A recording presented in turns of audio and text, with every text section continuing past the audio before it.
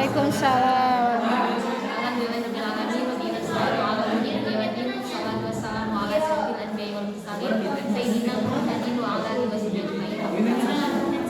Pertama-tama ibu perkenalkan diri. Perkenalkan, nama saya Gita Terlela. Ini rekan saya Aulia. Kami di sini akan mempresentasikan makalah kami yang berjudul Landasan Psikologis dalam Pendidikan.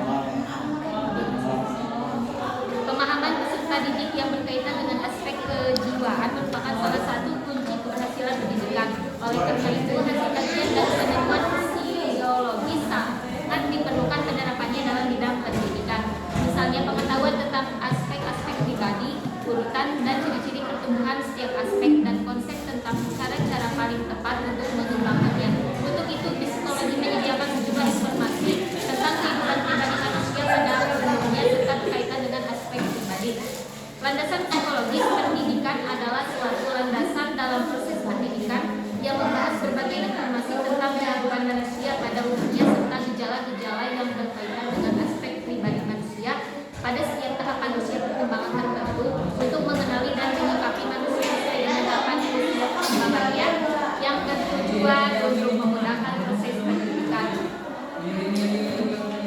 Selanjutnya itu perkembangan individu dan faktor yang mempengaruhinya. Perkembangan adalah proses terjadinya perubahan pada manusia baik secara fisik maupun secara mental sejak berada di dalam kandungan sampai manusia tersebut meninggal. Proses perkembangan pada manusia terjadi di mana manusia mengalami kematangan dan proses belajar dari waktu ke waktu.